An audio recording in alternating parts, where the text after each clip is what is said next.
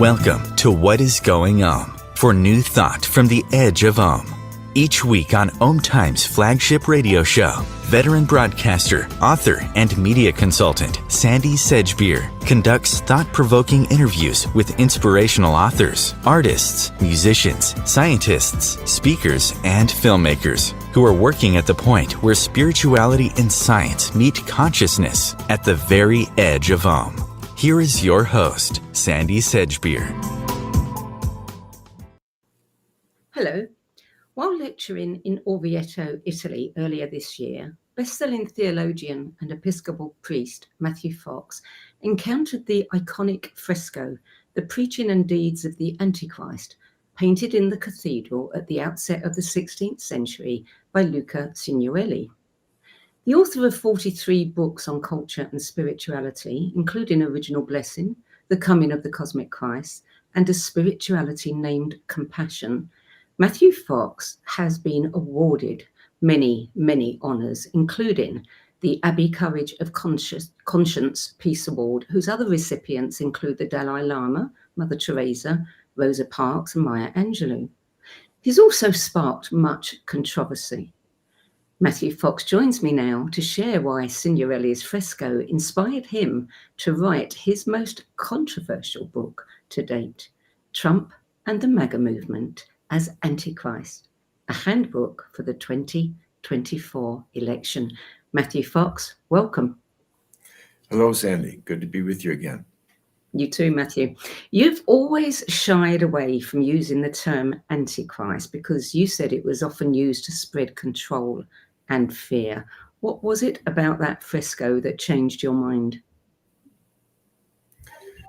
Well, first of all, it was a surprise. A friend of mine who's Italian brought me into the large cathedral in Orvieto, and this is a chapel, a big chapel within the cathedral, and he didn't say anything about it. He just brought me in and put me in front of the mural, and I stared at it.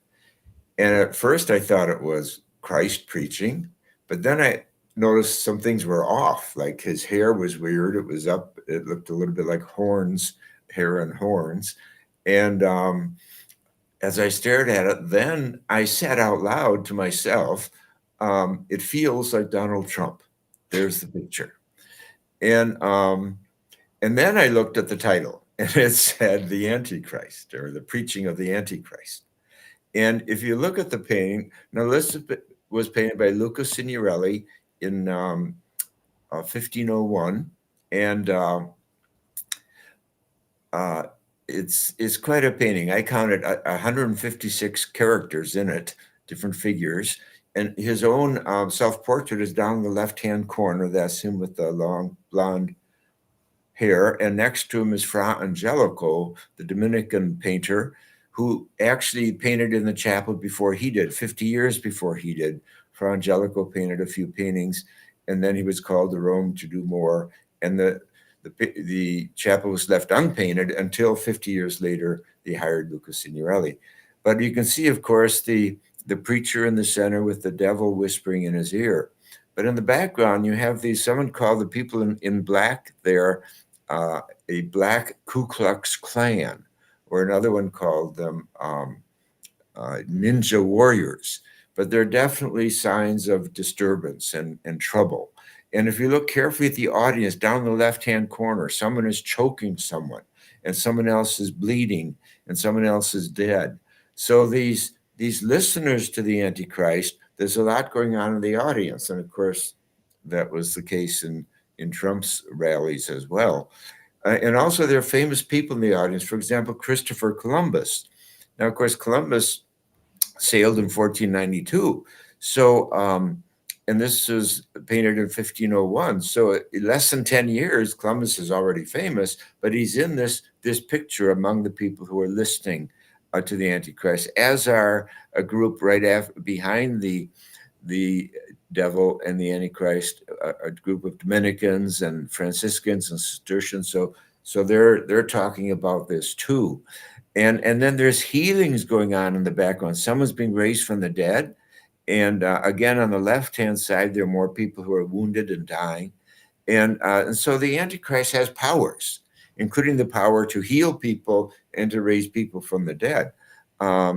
So there's a lot going on here. And I think it's very significant that the artist brings in contemporary history, such as Christopher Columbus and so forth. He also has the son of the Pope, an illegitimate son of the Pope, who was a very evil man who murdered people, and the Pope assigned him to look over Orvieto. So he's kind of a local mafia kind of person, and he's in the picture too. So it's interesting because what Luca Signorelli is doing is to find the archetype of the Antichrist to his own time, to his own time. And that's what I chose to do after this. This painting really impressed me. And it was in June, early June this summer. And on the way back, I said, I wonder what I should do with this. And then I realized, well, this election is happening in America and it's so applicable. And my first response to the painting was, this feels like Donald Trump. So I wrote this book. And in the process, I discovered that Freud, of all people, we don't think of Freud in cathedrals very often, but Freud saw this picture and he was utterly mesmerized by it, blown away by it. He returned to Orvieto 3 times to study this picture. And he said it was the most important painting of his life. And why? What's that? Did he say why? Well, there's a whole book written about it, and I reproduced parts of that book. A whole book written. It's called Freud Visits Orvieto, and it was important to him for a lot of reasons, but essentially because, for one thing, Jews have been called Antichrist for centuries. Is part of the anti-Semitism of Christian society and church. And so that was part of it, but also that, as you know, Freud wanted to examine evil and what are the dark forces in human nature.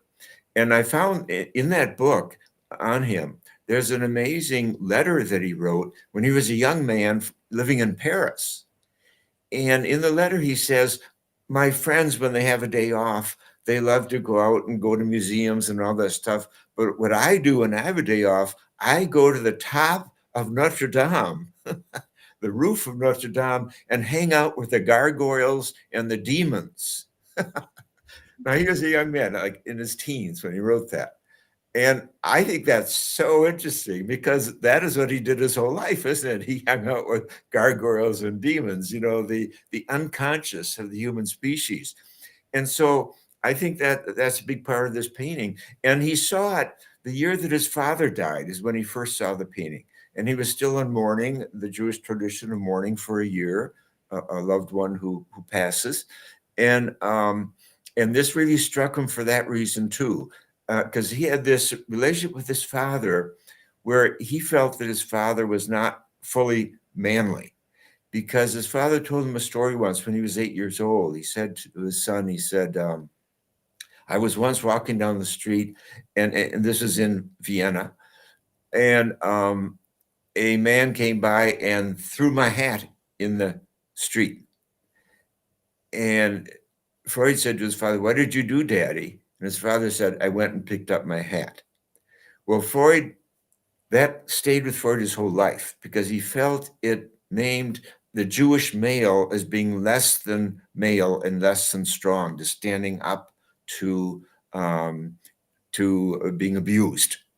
And he often invoked that story. And there's another story that came out that he actually, when he was a man and had children, he was in a park and someone did that to him. And he picked up an oar from a boat and went chasing after the guy. And they say everyone in the park started running away. But that was Freud's attempt to overcome the passivity that he had recognized in his father. And so I think that's too is this painting. We see that today reflected in many people, don't we? Yes. Yes. Yeah. Mm. So in Trump and the MAGA movement, you say that you consider the archetype of the Antichrist is evil, and you name 18 elements of the MAGA movement that carry Antichrist energy. We can't go into all of them. I mean, they range from lies and insurrection and climate denial, Project 25, abortion laws, democracide, blasphemy. What do you think is the worst one? And of course, the embrace of Christian nationalism and fascism, Project 2024. Well, I think that denial of climate change is what could be worse than not trying to slow down the destruction of Mother Earth. I mean, everything else goes when we don't have, well, when the seas rise, when we have droughts and can't grow food, when we have, there's all this fire today, both in Europe and in America, about immigration. But when the seas rise, there's going to be this emigration of millions of human beings. Yeah. So we think immigration is tough today. Wait till emigration comes in the form of millions, because so many giant cities, as you know, are on the ocean, are on waterways, of course. And so just that alone, but we're talking about droughts, we're about wildfires. We're talking, of course, about the rising of the temperature, and of course, the extinction of millions of species, literally, is going on. And as your country is going to feel before long, the shifting of the tide, of the currents. Because it was in the 12th century, that when Hildegard was living, that those currents warmed up Europe. And that's what really brought forward the new renaissance of the 12th century that Père Chanou, a great historian and my mentor, studied with him in Paris. He says the climate change is what made the difference. And things moved from that Romanesque defensive architecture to the Gothic architecture, and the feminine came roaring in, and the green man with the goddess, and all this, and of course the university movement. So a whole new movement of education, a whole new movement of science arose, and so something just the opposite may well be happening now, and Europe may go cold again, which would be devastating in so many ways.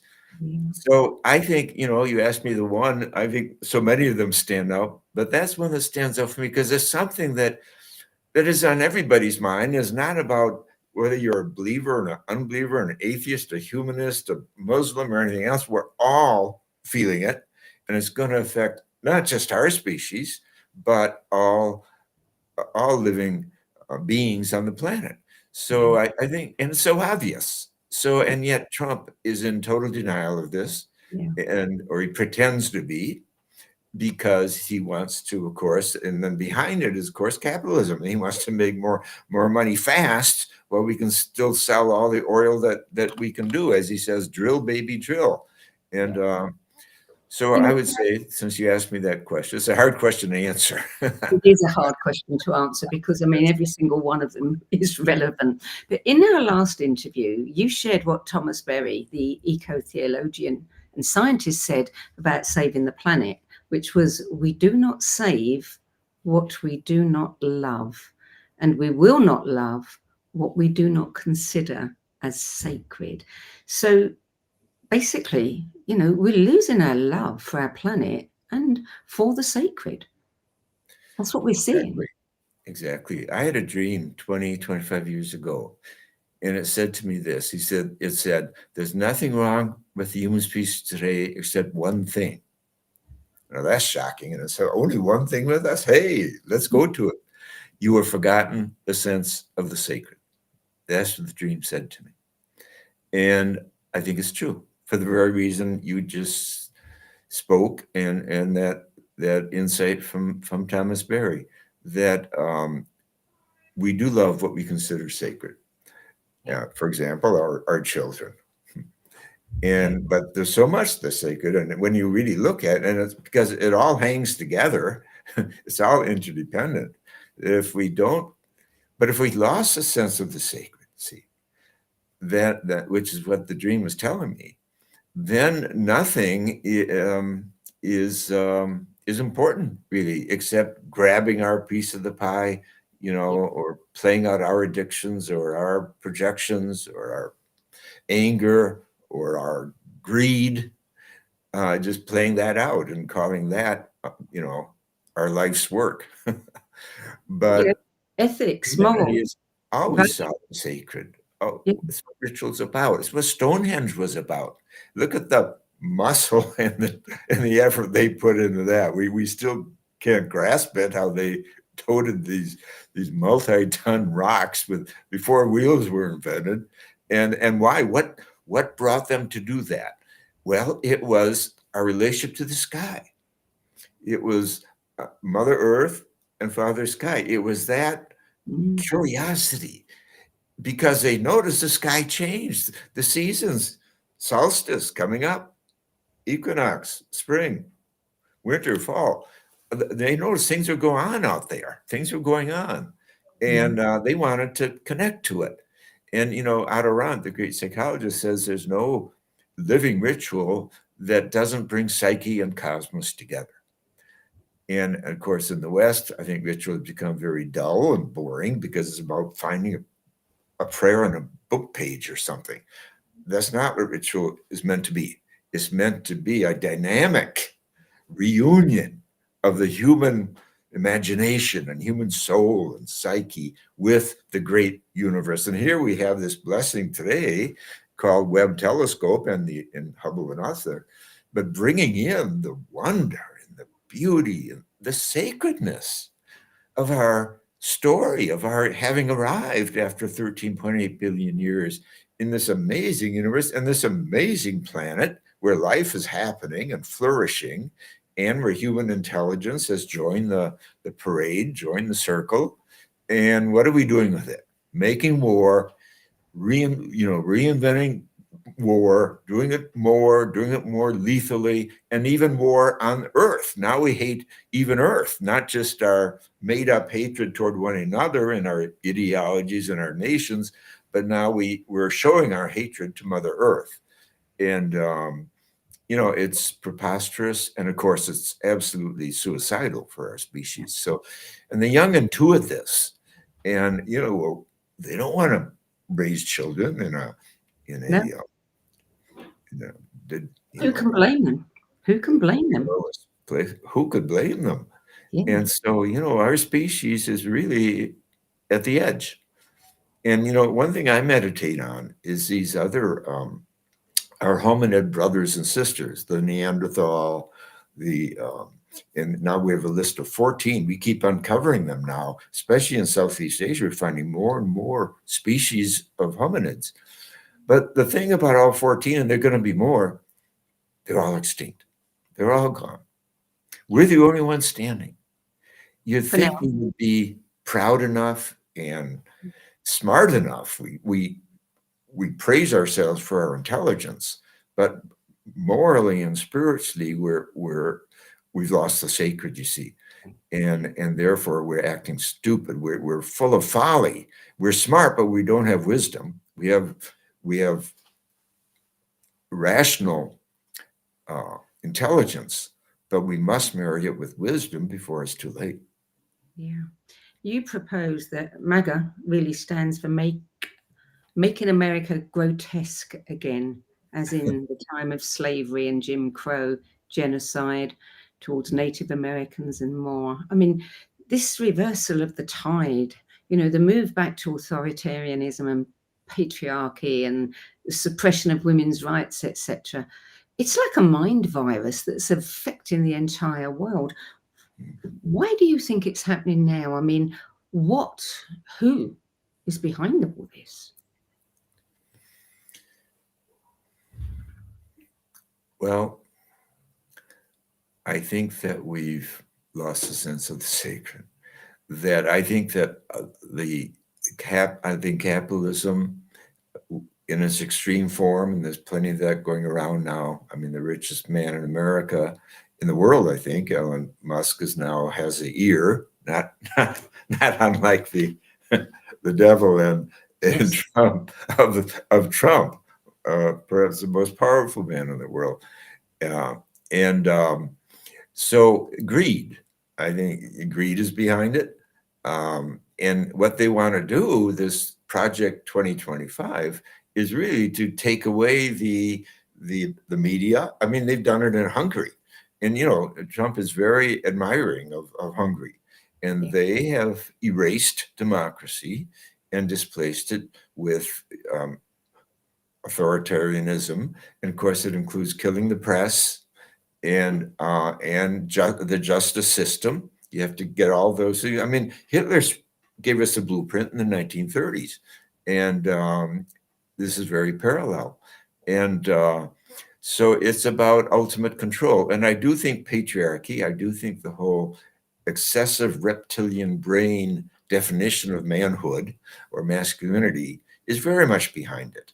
And it shows, I mean, goodness, like taking away the rights of women to determine their decisions about their body. I mean, what if women propose that they do that to men? That Exactly. they take away men's right to make decisions about their own body. And this is 51% of the human race. And of course, it taps into old practices, as you say, it's coming back. But it's also, I mean, there is also the opposition. And, the what can I say? The more sane approach to being human is never necessarily guaranteed to be a majority of the people. And so, as Margaret Mead used to say, a small group can change history if they gather and if they spread the word. So, and of course, the media is owned by so many of these greedy. I mean, think of Fox News in America and that whole system from the man who you people know well in England. Too well. Pardon me? Murdoch, too well. Murdoch, exactly. Too well. And he has so many imitators today, you see. And of course, it's the technology too, this burst of social media and everything and there are very few rules. It's like the Wild West. And anyone can get in there and then spread lies.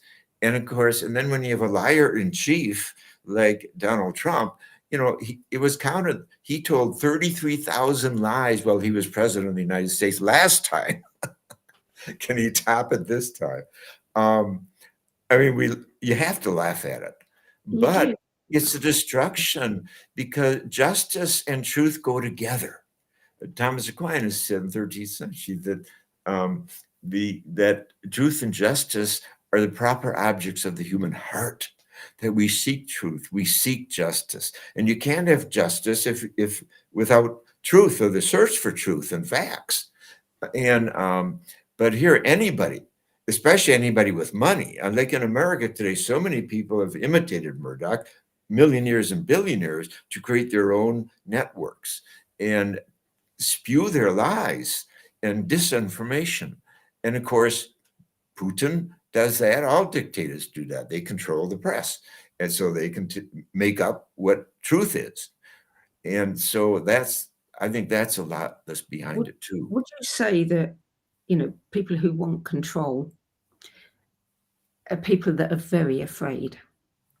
It's, there's fear behind it. There is some fear that, they can only assuage by having control. Yes. A fear like greed is behind it. And one teacher of mine, a Lakota teacher, Native American, about ghost tours, he said, in our tradition, we say that fear is the door in the heart that lets evil spirits in. And to me, that's a very profound observation. And he said, next sentence was, and so all prayer is strengthening the heart so that evil spirits do not come in through that door of fear. And of course, fear is the opposite of love. And so that's where you have love that Christ represents, not just Christ, the Buddha too, and all spiritual teachers represent that, but Christ certainly did on the one hand, but then you have fear. So that's Antichrist. You can't run on both love and fear. Now, of course, we all have fear of all things, but what do you do with it, you see? Do you turn it into what you just named, a whole system of control and patriarchy and power over and autocracy? Is that what you do with your fear? Or do you learn to incorporate it into your love and into courage, which is cur large, a big heart, and then you lead with that compassion, like Hildegard of Bingen paints and talks about. That's the Christ energy, and that's in short supply. Compassion. And that's in short supply. Yeah. And of course, generosity. See, that's the thing about the archetype or the naming of the Antichrist is the opposite of the Christ. And the Christ is in all of us, as Hildegard insists. And we're capable of love. We're capable of forgiveness. We're capable of generosity. We're capable of courage. All that. But we have to bring that forward. And you see, I think a big problem in America is education, because we've been so preoccupied with not confusing religion and church that we've left a value system out of education. And Einstein said that. Einstein said, quote, "I abhor American education," unquote. And why did he say that? He tells us. He says we've been given two gifts, the gift of the rational mind and the gift of the intuitive mind. He said values are found in the intuitive mind, not in the rational mind. But we live in a culture that honors the rational mind, and that means a school system, and ignores the intuitive mind. The intuitive mind. Values, a huge thing. Someone who has no values flounders. They don't have a compass to live by. Wow. Yeah, right. What is the compass we live by? And what are the principles we can agree on, the values we can agree on? And that's what's breaking up, I think, not just in America, but in many places. And your fear, what you say about the fear, is a big part of it. And even the immigration thing, that's built around fear. Of course it is. Fear that we'll lose our culture, or that, or whatever. And so we should be sitting down and dialoguing about that, and talking about it, and arguing about it, and dealing with that level of the fear. But Otto Rank, who's my favorite psychologist, he's been recognized finally as being the father of humanistic psychology. He died in 1939. But he said, you do not cure an ailing democracy with more democracy. You need to pay more attention to the irrational. And of course, that, to me, that's Einstein's intuitive. And the role of art and the role of creation. He says creation itself is the epitome of the irrational. It's so full of wonder and surprise and newness and creativity. That's what we should be examining at this time in history, because democracy, as we've been doing it, is not working well today, obviously.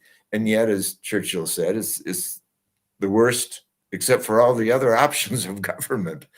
So we've got to clean it up. We've got to bring it into this postmodern era. But instead, we're abandoning it. And Trump, has his eyes on Putin. And, he wants, he's trying to hire people who admire Putin. That's part of the cabinet he's putting together. But there's going to be resistance for sure from many, even in his own party. So it's not a done deal. That's good to hear.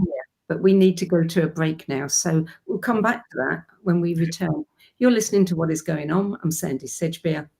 And my guest today is best-selling theologian and Episcopal priest Matthew Fox. And we're talking about his latest book, Trump and the MAGA Movement as Antichrist, a handbook for the 2024 election. We'll be back with more from Matthew Fox after this break. Times TV. Hello, I'm Sandie Sedgbeer, host of Om Times flagship radio show, What Is Going On, and as an author, editor and 13 times book judge who's read thousands of books and interviewed hundreds of authors, I'm constantly asked what's really worth reading and what's not. So I created the No BS Spiritual Book Club to help you save time and money by picking the brains of discerning names who have walked this path before you. There's no catch, no fees and no BS, just an ever-growing library of 10 best spiritual book lists from some of your favourite authors and teachers, plus free book excerpts, audios and video interviews with people like Don Miguel Ruiz Jr., David G., Lee Harris, Mark Nepo and more. From well-known classics to hidden gems you've never heard of, it's the only no BS guide to the best spiritual books to enlighten your journey of self-discovery. So why not join the club? Get inspired and save money at the nobsspiritualbookclub.com. Imagine becoming a super influencer. Reinvent yourself, invest in your brand, and then manifest your success with a robust spheric approach. Om Times Media and Broadcasting offers a unique and multifaceted way to become the spiritual and conscious influencer you deserve to be by putting your message across our powerful platform with its proven record of integrity and excellence. Through our produced shows, Om Times offers the opportunity to become a social media TV personality, a radio show host, an Om Times magazine columnist, and a syndicated podcaster, all in one shot. By live streaming your show on Om Times TV and broadcasting it across the extensive Om Times radio and TV networks, you become more than a host. You become an ambassador and a force for positive change. Om Times. Open yourself to the possibilities. Everything that we do, we can do in a contemplative manner. Through the art of contemplation, you can use the gene keys in a really powerful way. Gene Keys is basically the code book of life. In the Gene Keys, the book is made up of these 3 levels: shadows, gifts, and cities. And the journey is through those 3 levels, kind of unpicking of the shadow states, the releasing of the gifts, and then the embodying of this higher consciousness called the city. And the cities are very exalted words. And it's not like we kind of suddenly are all these exalted Christ-like beings, but we have flashes and illuminations along the journey. And the more we get stuck into the journey, the more illumination comes to us, because the more we're releasing the light from in these codes inside our DNA. So all those revelations are inside us. So the contemplative way is the inner way.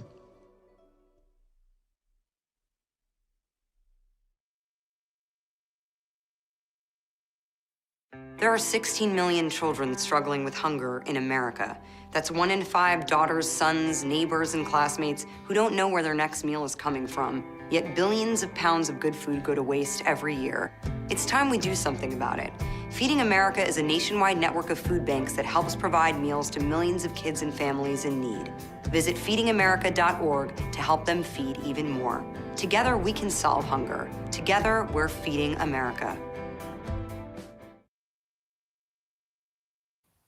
Welcome back. Matthew Fox, you published the book in August. The election has come and gone. We all know the result. Now, alongside their vote, many people I know in the spiritual arena were praying for the best outcome for humanity at this time. Do you think their prayer was answered? No, I don't. But all is not lost. That, in fact, the resistance to this effort to end our democracy and turn it into an autocracy, the resistance is growing, and it will grow, because already Trump is not in office yet, but he's shown his disdain for democracy and for America by many of these very peculiar persons he's chosen to head cabinets. And what it shows, I think, is that he wants to destroy, and he actually has said this, and the people who've been advising him, the Project 2025, proposes this, that we end democracy as we have it in America, and that it be run by the billionaires that he's the kind of people he's appointing in great number to his cabinet. I just read today that his cabinet is worth $354 billion. And these are just the certain number of people he's appointed so far. In contrast, Biden's cabinet, the whole lot, was worth, I think it was $200 million. So it shows kind of what class Trump is drawing from. And of course, he's made the point that he wants to re-engage the law that he passed 4 years ago that cuts taxes for billionaires and corporations. And that means he's laying the cost on working people. But that's kind of the surprise in the election, that the working people did not recognize that was coming. But I just read recently an interesting analysis of the election, and I thought it really said something important when it said what really got Trump elected was the tone, and the author put that in italics, the tone that he carries. Yes, he has his reputation. I mean, he's been accused of 91 felonies, and he's been convicted of 34, but people voted for him anyway. Why? Because his tone was so angry that that's what people voted on. We have to realize that the irrational, this is part of what Adirond was saying too, that the irrational is often what draws us to politicians. Certainly that was the case in the 1930s. People were there was the Depression, and there was the armistice of the First World War, and all the things that made Germans feel bad about themselves. So there was that anger, and Hitler promised, I can fix it. Mussolini said, only I can fix it. Trump said, only I can fix it. And people want a fixer because they're in trouble. And the working class in America has been overwhelmed for decades, beginning with Reagan as president, where you can see it on paper, where the wealth has gone up to the 1%, and those in the middle are caught paying the bills. And now this generation of young people cannot even buy a house. And many young men in their 20s are living with their parents still, and not getting married either, because and not going to college or developing a trade either. I mean, there's a despair, I think, in the soul of a lot of young people today. In addition, of course, to the obvious thing we talked about earlier, the climate change situation. But that anger is not going to go away. It's going to get worse. Exactly. And Biden made some really good efforts at trying to contribute positively and to the climate situation. But the rumors are now that Trump is even going to pull out of the Paris group. But again, tone is so important, I think. It overrides policies and ideas and structures. People vote from their gut more than from their head. And so I think that, and really, the election was really quite close. And a lot of the messaging you see, a lot of the social media that went so dark, and that had a lot to do, I think, with young people turning their back on Biden, more so than, on Harris, more so that they supported Biden strongly in 2020, but many of them, and 90 million Americans chose not to vote at all. Now, Trump won 77 million votes, I think it was, but 90 million didn't vote at all. That, to me, is a tremendously important fact, that people are dropping out of this thing called democracy. They chose not to vote for either. And that's feeding, that of course is feeding those who are shouting the loudest and organizing the best and have the most money. So all this is part of tone and of Yeah. look, I think, at the big picture of what's There really. is, you know, I think you wrote in the book about the Jungian teacher, Sue Mertens, who was quoting an article on Jung and the AntiChrist archetype. And she said that Jung had warned that archetypes hold a seductive quality that lies in their numinosity, and it seizes hold of the individual in a startling way, creating a condition amounting almost to possession. Many people have said, we look at, the populations over the last few years since COVID, and it's as if many people are in a trance. Yes, and that quote you have is very powerful. Trump has been called charismatic by some people, and that's what they're saying. There's an attraction there. To me, the attraction is like watching a building burn. Yes. That it's the biggest thing happening in the room, and he does that every day. He enters the media every day because he's over the top about something. And just a good example is these people he's proposing for cabinet positions.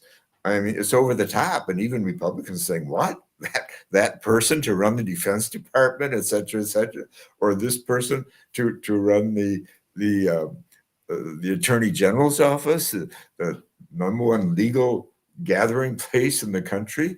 This fellow Matt Gaetz. Well, he got defeated already. But the point is not just those facts. Again, it's the tone that it is, and I'm naming the tone now as disdain. That I think Trump is demonstrating disdain for human beings, for the planet, for democracy, for the Constitution, and it's mesmerizing.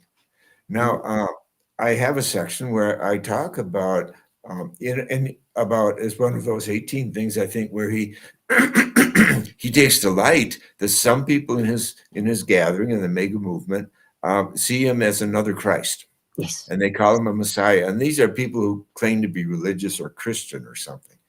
And the headlines, I reproduce headlines there. Again, it's funny, really, on the one hand, but on the other hand, it's real. And these are people he is rewarding now that he's elected and has all this power. Remember, he not only has Congress and the Senate, he has the Supreme Court in his back pocket. He made sure of that last time he was president. And so he's rewarding some of these people who think that about him, because the man is a narcissist and he's a sick man. And he's rewarding those who praise him, and he wants to put opponents in jail. He says he's going to do that. The fellow he wants to run the FBI has said publicly that he's going to go after the politicians and the judges who disagreed with Trump. Well, you don't do that in a democracy, but you certainly do it in a autocracy or fascist state and so forth. So all that is in the air. Some people say, I heard this a lot the first time round, that, all of the systems need to crumble. They're all corrupt. Someone needs to come along and throw a Molotov cocktail into the middle of it. And he is the Molotov cocktail. So those people think that he's doing us a big favor. He's highlighting everything that is wrong for us to decide whether we want to fix it or how we want to fix it, or if we want to continue with what's wrong. What do you think is going to happen? Well, I think the silver lining is that the Democrats in the House of Representatives are very close. In fact, a study that came out yesterday shows that if the state of North Carolina had not gerrymandered their system, that in fact Democrats would have won the representatives more in North Carolina and therefore would be in charge in Congress. So, but that one House of Congress is very close. And so that's going to be the place of resistance, that plus the press, what's left of the press, because some of the press has already surrendered. And have been bought off, of course. And of course, in this day and world, press, information, and the whole systems are owned often by very, very rich oligarchs themselves. And so that's another thing, that we don't have that diversity of press you used to have when you had small publishers in cities and so forth. They've all been bought up by these conglomerates. So, but there is the press, and of course there are the people.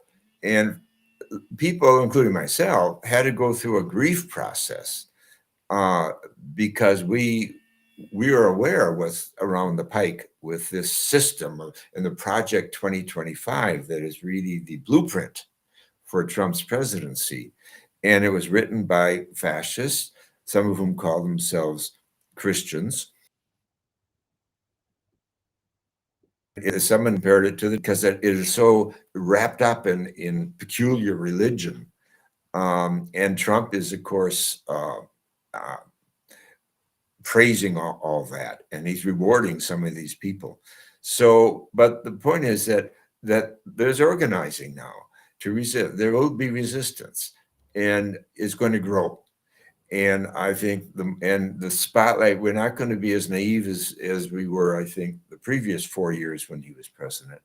And I think that there's going to be, a lot of, what can I say, chaos and consternation. But already you can see that many of his appointees as cabinet members are collapsing in front of our eyes. He's not even president yet. But it's scary and it's dangerous, because when he gets all the rings of power on January 20th, and then with the Supreme Court backing him up, telling him that he can't be sued as long as he's president, it's going to be a crisis. But I think that, I talk about the via negativa that precedes the via creativa, the via negativa, the emptying, the darkness, the dark night of the soul, the despair. That is often a prelude to something all new. And you were just talking about how some people feel the whole thing has to be changed. Well, it does, but not by Molotov cocktails, and not by substituting Putin's view of the world for our democracy. The fact is that an article came out in The Economist just before the election, said that front cover saying America's economy is the envy of the world, that there's a lot going on that Biden accomplished that is going to be positive in the economy. But I think that obviously the Democrats are out of touch with the working class, and they have to recover that. And they have to get much better at communicating. And I think that kind of soul searching is going on now by the left in America. And, there are a lot of good people in politics at this time, and younger people. That's another thing that's already happening. The younger Democrats in the House are taking over the heads of committees that previously were run by people in their late 70s. And so that's a beginning of a new movement too, because you're going to need people that are energetic as well as bright and not naive to take on the Trump administration. Remember, in America, there will be elections in 2 years, and that's a short time.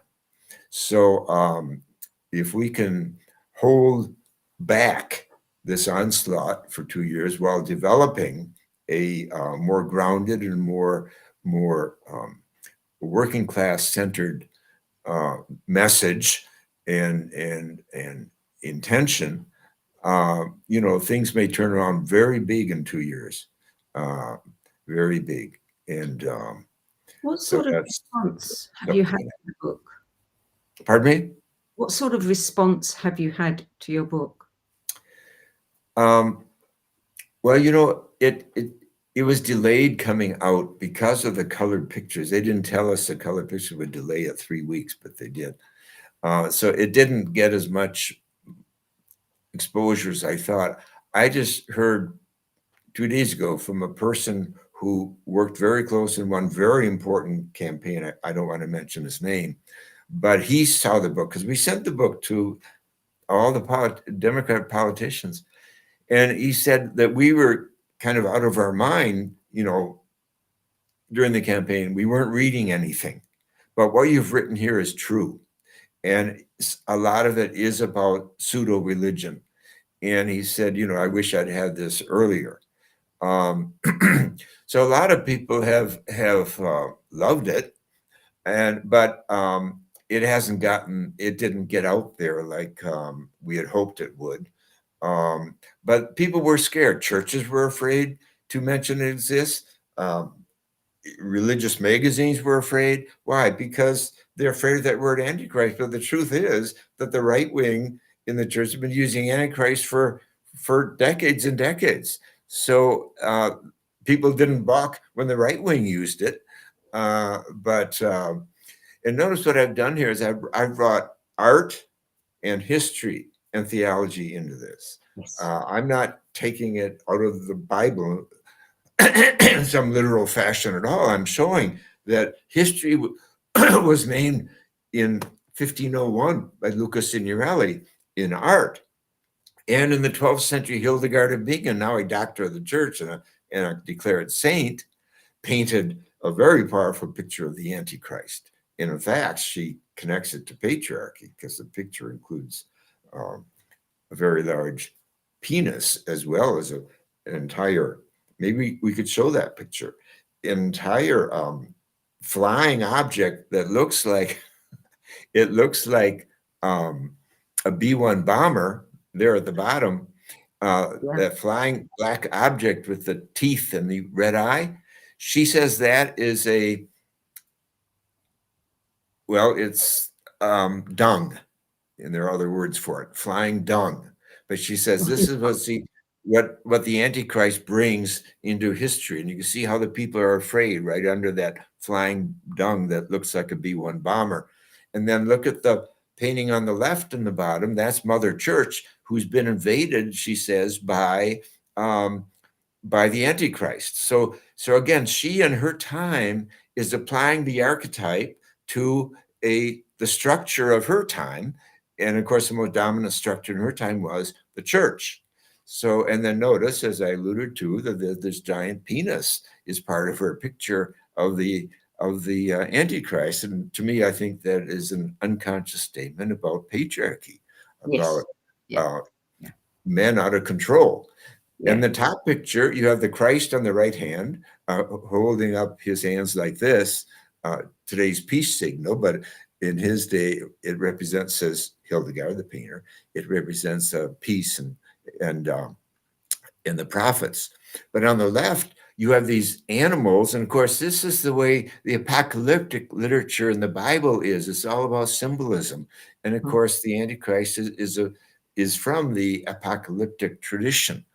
But these animals, one stands for greed, she says, and one stands for war and so forth. But they all have this rope. What are they doing with that rope in the mouth? They're creating chaos. They're undoing the binding together of society and of community. That's what the Antichrist does. It creates chaos, which is exactly what Donald Trump is all about. And it undoes the binding ropes of justice that keep society together, she says. So this painting is very strong, but again, just like the 16th century painting we looked at, it is applying her contemporary situation. And she says, notice that Mother Church, the thighs are red and white. She says that red is blood, that there's blood on Mother Church. So we can apply that to today's political world, you see, that the Antichrist, in taking over the political world, and the Antichrist stands for the opposite of love and peace and justice that the Christ stands for, that is turning bloody our politics and our political world.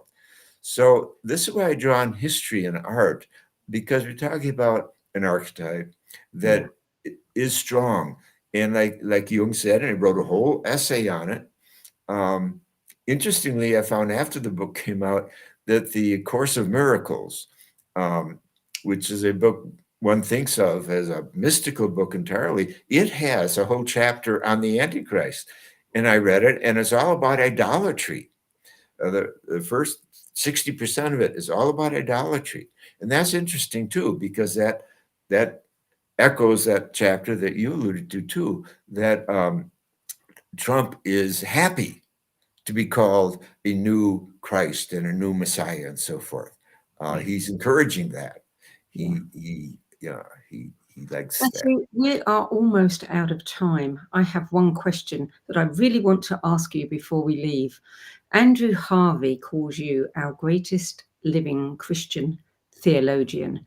One Catholic priest, who I won't name, called you a whack job. I'm sure the far right have used many such epithets. How would you like to be remembered?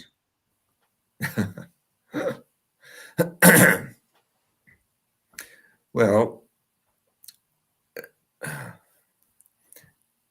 as a theologian who tried to bring the deeper and more grace-filled teachings of both Judaism and Christianity into the world. So that's why I wrote a book called Original Blessing. I think the whole theme of original sin is... We've got about 20 seconds, Matthew. Oh, okay. So that love and justice go together, and also joy and celebration. And we should be utterly grateful for the gift of being in this universe of 13.8 billion years that has blessed us by inviting us on board. Matthew Fox, we're out of time now. I want to thank you so much for joining me today. Thank you, Sandie. Trump and the MAGA Movement as Antichrist, a handbook for the 2024 election by Matthew Fox, is available as an audiobook, an ebook, and a paperback. So for more information about Matthew, his books, courses, retreats, and events, visit his official website, matthewfox.org.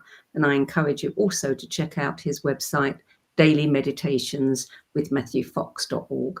That's it for this week. I'm Sandie Sedgbeer. I'll be back at the same time next week with another edition of What Is Going On.